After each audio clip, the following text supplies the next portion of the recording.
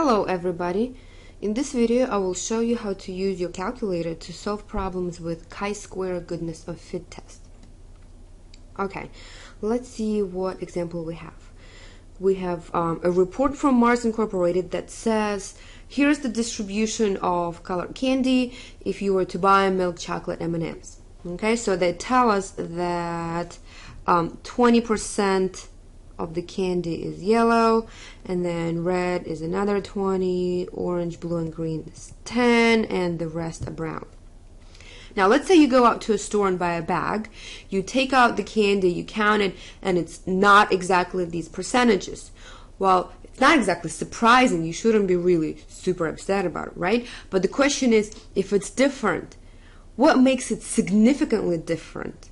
Okay, and that's what this test is going to tell us. So in your case, we have the following observed value. We got 29 yellow, 23 red, 12 orange, 14 blue, 8 green, and 20 brown. Okay, so we have 6 categories, and let me go ahead and write it out like this. So what are my observed values?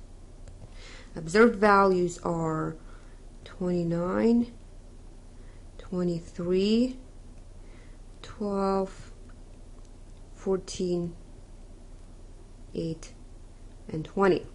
Okay, and that is 6 categories. So let me go ahead and write it over here. We'll come back to this. We have 6 categories, and I'm going to go ahead and plug in these numbers into L1. Okay, so I'm going to say let's store these in L1. These are my observed values.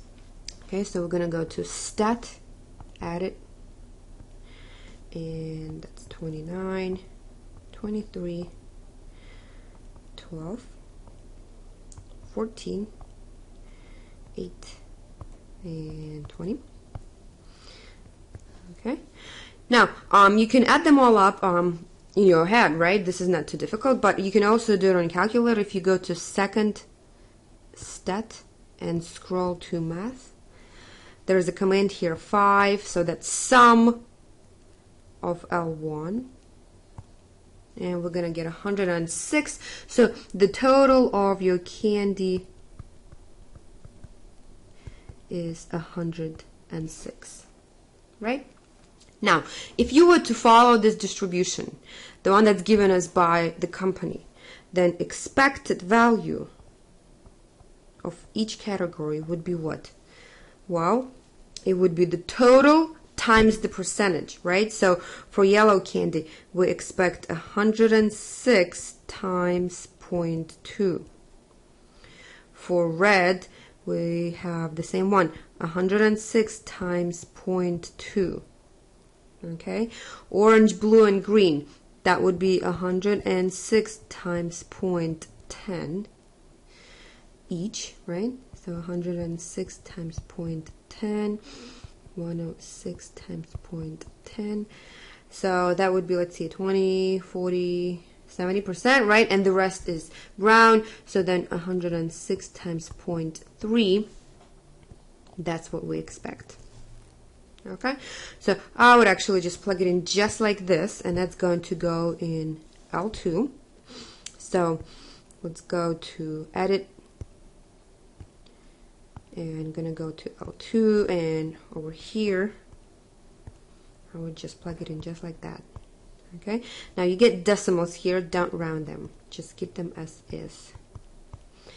Alright, so 106 times 0.10, 3 times.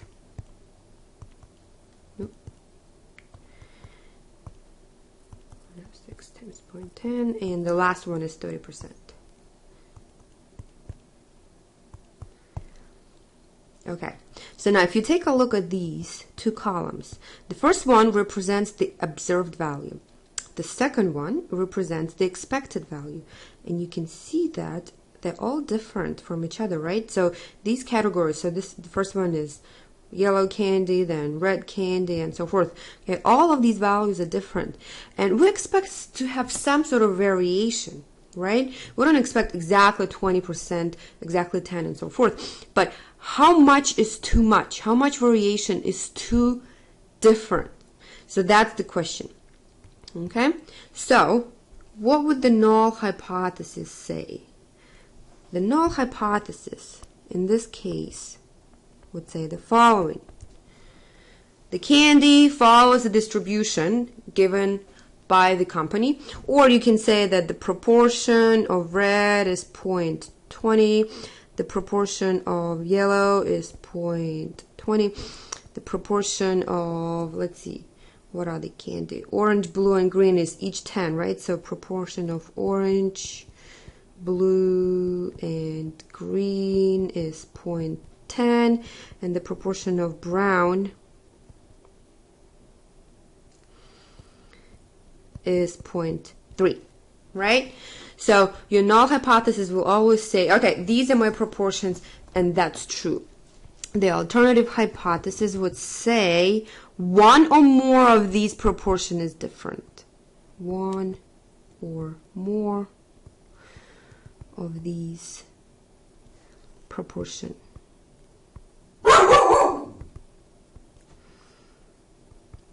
is different. Okay? All right. Now, what is the test statistics that we need to compute?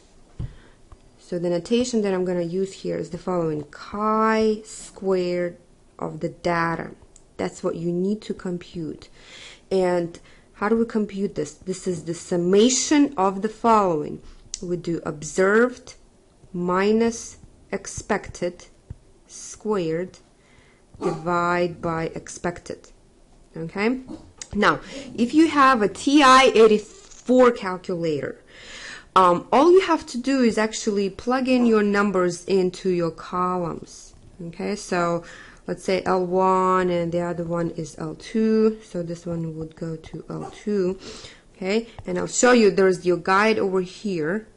The guide over here tells you where this command is. So it's chi-square, goodness of fit, and all you have to do is just use that command, plug in your observed values, and you have 1, 2 for L1 and L2, observed here, expected here. Now degrees of freedom. What is degrees of freedom? It's always one less than the number of categories. So that means for our case, degrees of freedom will be 5, right? One less than the number of categories. Okay, so if you have 84, TI-84, then this value right here will be computed for you. Now, I'm going to assume that some of you guys have a TI-83 calculator. In that case, you do not have that command. Okay, so if you go here and go to test and you scroll, there's no chi-square goodness of fit, but that's okay. We can still do this. So what would I do? I'm going to do the following. Watch how I'm going to match my columns to this expression right here. I'm going to do L1 minus L2 squared divide by L2. And I'm going to store this in L3. Okay? So I'm going to do L1 minus L2 squared divide by L2 STO, that's going to go in L3. Enter. So all of those values are stored. Now that's not all of it. We also have to sum them up. So the next thing that you need to do is second stat. And I'm going to go to math and I'm going to pick command 5. That's going to sum all of those values for me. And what am I summing? I'm summing these values right here, right? The values that are stored in L3. Okay? So second L3. That gives me my chi-square of data. Let's call it 9.314. 9.314. Okay, so this value right here will tell me if my difference is significant. Okay, now I need to compare this to a table value. So what do I need to know? I need to know my alpha level. Okay, my alpha level is 0.05 and my degrees of freedom is 5. So I'm going to go to the table. Okay, this is the table in your textbook, or if you're doing Connect Math problems, you can actually have a button that links you to it, critical values for the chi-square distribution. So what do? I look for my alpha level over here. So my alpha level is 0.05, and then I look down at the degrees of freedom, 5, and I find my critical value, which is this number right here, 11.070, right? 11.070. Okay, so let me write it up here. Chi-squared from the table, right, is 11.070. Now, what do we do this? What do we do with these numbers? We have to compare these two numbers, okay? Which one is smaller? 9.314 is smaller than 11.07.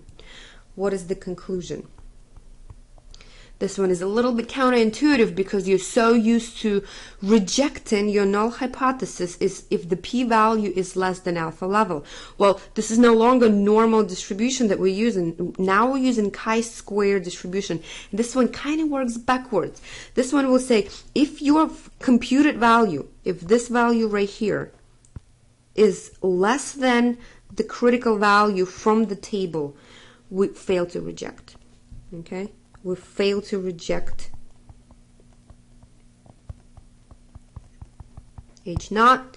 Okay, there's insufficient evidence to claim that our bag of candy doesn't follow the distribution or inconsistent with the company's stated proportion. Basically, it's saying, yeah, all right, 29, 23, 12, all of these numbers are not exactly the same proportion as we told you, right? But they're not different enough. Okay, so, and you say, okay, why is it that we fail to reject if this value is smaller than that one? Well, if you go back to your table right here, the chi-square from the table is this value right here that you do not compute. Okay, this one is you find in the table. Now, if your value is smaller than that one, then it sits somewhere in this region right here, which is, think about it, this is not very unusual. Okay, now if your value is larger than chi-square from the table, then it sits over here, which is the unusual area, right? So this is the unusual case. So that's one way to think about it. And your chi-square goodness of fit, you will always have a right tail test. Okay, so you don't even have to think about it if it's right tail or left or double tail. No, it's always right tail. Okay, so then we would go back here and say what? There is not enough evidence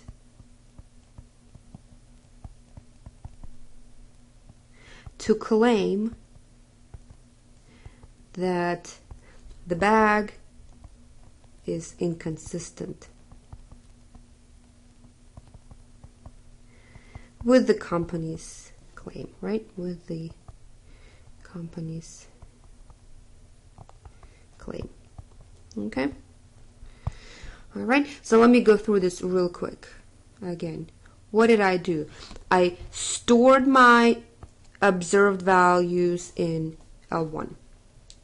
I stored my expected values in L2. Okay, I set up my null hypothesis that says these are my proportions for each of the categories.